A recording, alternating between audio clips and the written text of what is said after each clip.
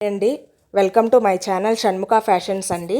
ఈ వీడియోలో నేను మీకు శ్రీకృష్ణునికి ఎంతో ఇష్టమైన అటుకుల పాయసం ప్రసాదం ఎలా చేయాలో చూపిస్తున్నానండి. దీనికోసం మనం ముందుగా 1 కప్పు మందపాటి అటుకులు తీసుకున్నామండి. నేను వీటిని మా ఊరి దగ్గర ఆడిచి తెచ్చుకున్నానండి. మామూలుగా అయితే ఇవి మీకు బయట మార్కెట్లో కూడా దొరుకుతాయండి.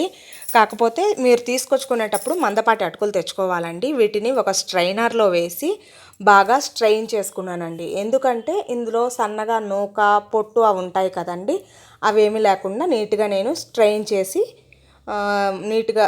చేసి పక్కన పెట్టుకుంటున్నాను అనమాట.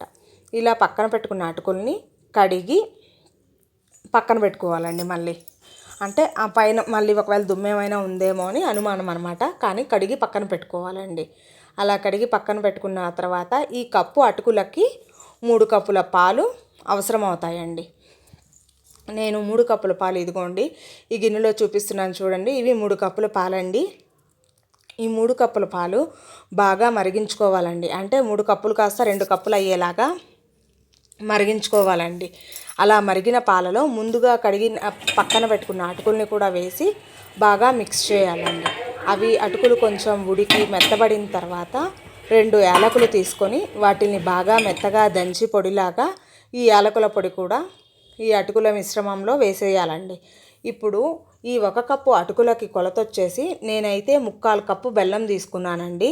మీరు కనుక తీపి ఎక్కువ తినే పని అయితే ఇంకొంచెం తీసుకోవచ్చండి. నేను ఈ 3/4 కప్పులో 1/2 గ్లాస్ వాటర్ పోసి బెల్లం బాగా కరిగేదాకా కరగనించి ఆ కరిగిన బెల్లం వాటర్ని స్ట్రెయినర్తో మళ్ళీ స్ట్రెయిన్ చేసుకున్నానండి. ఎందుకంటే ఇందులో ఏమైనా ఇసుక అట్లా ఉంటే అవి రాకుండా స్ట్రెయిన్ చేసుకున్నాను టీ వడ పోసుకునే దాంతో. ఇది చల్లారబెట్టుకొని ముందుగా రెడీ చేసుకున్న మిశ్రమంలో కొంచెం కొంచెంగా వేసి బాగా మిక్స్ చేసానండి కలిసేటట్టు, ముద్దగా లేకుండా అలాగా. ఇప్పుడు దీనిలోకి ఒక చిన్న బాణలు పెట్టుకొని స్టవ్ మీద 4 స్పూన్ల ఆవు నెయ్యి, ఒక 10-15 జీడిపప్పులు, కొంచెం ద్రాక్ష వేసి బాగా వేయించి అది కూడా ఆ పాయసంలో వేసేసానండి. మీకు ఇది ఇప్పుడు చూడండి, ఈ శ్రీకృష్ణుడికి ఎంతో ఇష్టమైన అటుకుల పాయసం ప్రసాదం రెడీ అండి. శ్రీకృష్ణాష్టమి రోజు దీన్ని పెడితే చాలా బాగుంటుంది. అలాగే కాదు, అప్పుడప్పుడు స్నాక్ లాగా కూడా చేసుకొని తినొచ్చండి. పిల్లలు చాలా ఇష్టంగా తింటారండి. Thank you for watching my video. Please like, share and subscribe my channel. Thank you.